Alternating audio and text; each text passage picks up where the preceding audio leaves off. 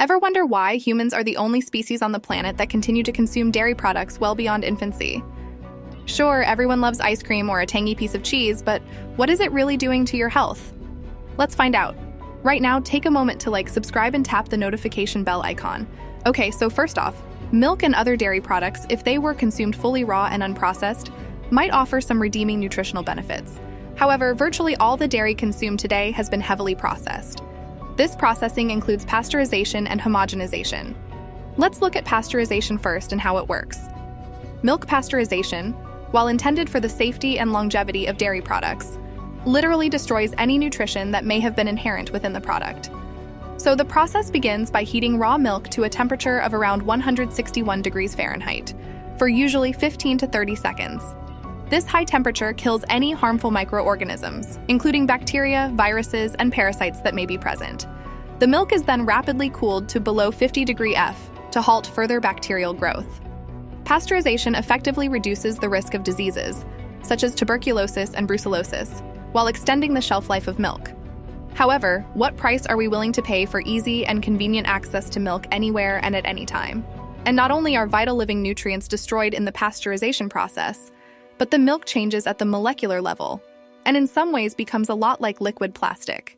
And any enzymes that would have assisted the body in digesting the milk are now destroyed or burned away. That's why today so many people struggle with dairy products and are considered lactose intolerant. Could it be a lack of enzymes and the fact that adult humans should not be consuming milk intended for infant calves that are causing all the problems? But don't take our word for it. Check in the description below for the link to a recent report from the Harvard School of Public Health that explains how adults simply do not need milk. And in fact, milk consumption is counterproductive to good health. Lactose-intolerant responses are warning signals from the body that it does not like the foreign substance that has been ingested. The body is smart and rejects what it does not see as biologically beneficial. Now let's look at the homogenization process. Homogenization is a mechanical process employed in the dairy industry that prevents milk from separating into cream and liquid. The process involves forcing milk under high pressure through a narrow valve, breaking down fat globules into smaller particles, typically 1 to 2 micrometers in size. This uniform distribution of fat particles creates a stable emulsion, preventing cream from rising to the top. Homogenization improves the texture and consistency of milk, making it smoother and more appealing. It also enhances the milk's ability to mix with other ingredients, such as in coffee or for cooking. Ultimately, homogenization ensures a consistent product and enhances the sensory experience when consuming milk. You see, homogenization causes unnaturally small particles of fat to be absorbed by the digestive tract. This process is bad for you because it creates something called a noxious enzyme, referred to as xanthine oxidase, and it is absorbed fully intact. This harmful enzyme ends up in the heart and arterial tissue where it breaks down a specialized protective membrane lipid called plasmalogen. This creates lesions in the arteries and the formation of plaque. These smaller fat molecules create a pathway for substances to bypass digestion and enter directly into the bloodstream. When normal digestive processes are bypassed, steroid and protein hormones are delivered directly to organs and the entire body. That means not only the cow's natural hormones, but the ones that have been injected into the animal to produce more milk also. And just when you thought it could not get more troubling, we find that cheese products have all the negative health effects of milk, but in a much more highly concentrated form. Think about the idea of cheese for a moment. Really, what is it but milk with much of the water or moisture removed? So any damage to health that milk does, cheese does on an even grander scale. Sure, wine and cheese go great together, but the same question arises again. But what price are you willing to pay just to enjoy a random pairing of food and drink? Cheese clogs and coagulates bodily fluids like lymph and causes sinus congestion and excess mucus. Try eating a bunch of cheese and then on the next day, blow your nose and you will get the idea. Breaking social norms is never easy, but getting entangled in a largely dysfunctional medical system is not exactly fun either. Dairy causes far more damage to health than you probably ever imagined. Excluding dairy could indeed be the best thing you ever did for your health. And you may find that weight loss just got a whole lot easier too. If you wish to exclude just one injurious food from your diet, dairy and especially cheese would be it. So now let's talk a little about hormones, antibiotics, and the variety of pharmaceuticals that are either added to the cow's diet or injected directly into the animal. A dairy cow's job is to produce massive amounts of milk over the course of the animal's life. The more milk production, the greater the profits. So, as you can imagine, these animals are given lactation drugs and growth-stimulating hormones. This forces the animal to unnaturally produce milk non-stop and in much larger quantities. Hormones like estrogen and progesterone are just a few examples of what is given to dairy cows, and ultimately passed along to anyone drinking the resulting milk, cheese, or ice cream. And since modern dairy cows are also now being genetically altered to continuously produce milk to work in conjunction with growth hormones, more new health dangers are emerging.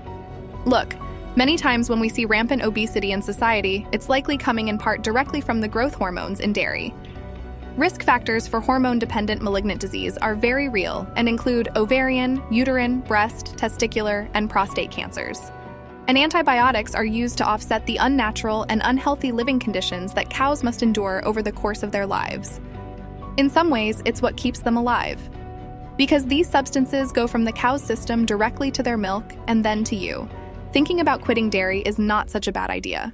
Today, antibiotic use in livestock is widespread and is used for infection prevention and to promote feed efficiency, along with accelerated and greater growth in the animal. This is why we are seeing shockingly early physical development in children today. Antibiotic residues persist in milk and other dairy products despite protocols aimed to minimize this, causing antibiotic resistance. The resulting collateral antibiotic exposure to humans can lead to a variety of problems, from developing antibiotic resistance and allergic reactions to experiencing side effects of the medication that the animal carries. All dairy is unhealthy for you and your family. Consider alternatives to maintain better health and well-being. Only mother's milk during infancy is good. In fact, it is essential and necessary for infant development. Anything else is an indulgence and a danger to health. Consuming dairy is typically detrimental to bone health. In fact, there are studies and research found easily online linking excess milk intake with significantly increased osteoporosis and bone fractures. And routinely taking in dairy increases mucus and phlegm loads within the body and contributes to weight gain, acne, congestion, and reduced immunity. Once again, there is simply no reason for adult humans to consume dairy. But those who insist, just remember that the milk from a local farm in 1936 is not the milk from your local grocery store today. There is virtually no similarity other than perhaps the color. Be cautious.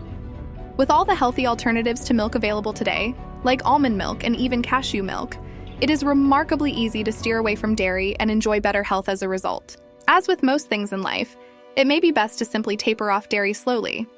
This is especially true if you've been eating dairy your entire life. Oh, and ladies, again about osteoporosis, know too that dairy does the exact opposite of what they claim it does for osteoporosis. Rather than providing calcium, dairy draws or leaches calcium away from the bones.